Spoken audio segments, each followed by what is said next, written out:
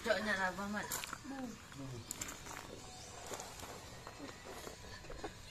Yang aku katakan benar kan? Apa dengan ini kau bisa sedikit percaya padaku sekarang? Syuri, kesini.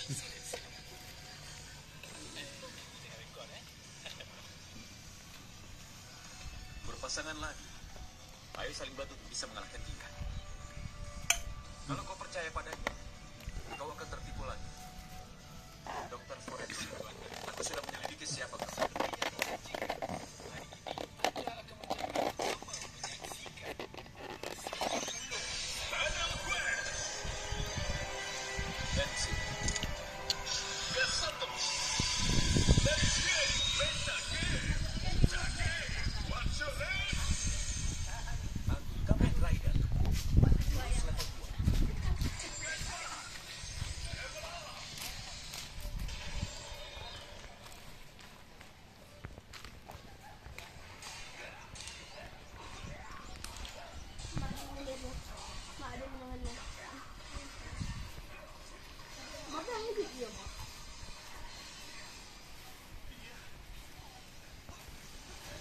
Suasana akhir pekan, makan bersama keluarga.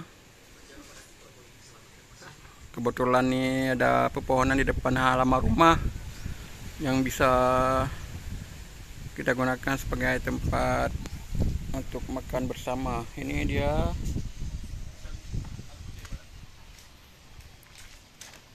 Ada keripik, ada buah-buahan. Mak. Sabar. Dari di kopi. Kita dong.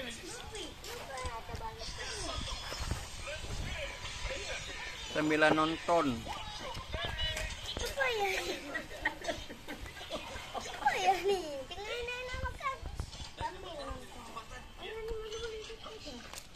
Ada kelapa muda. Ini kelapa mudanya.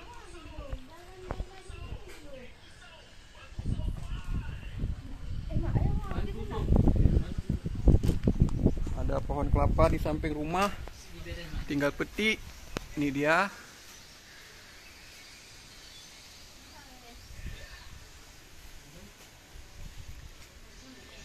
Alhamdulillah dengan ada pepohonan di samping rumah jadi tempat untuk berteduh dan makan bersama keluarga di hari libur.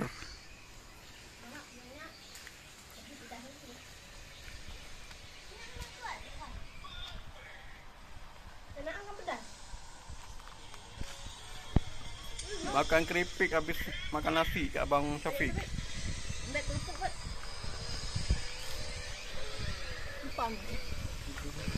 Oke, kita makan dulu. Makan sambil nonton film Bobo ini mau. Hah?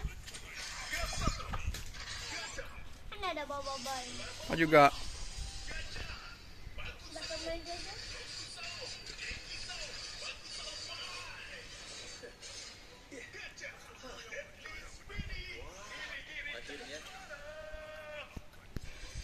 Mangganya udah habis musimnya, tapi untuk beberapa dahan masih ada, buah-buah tersisa.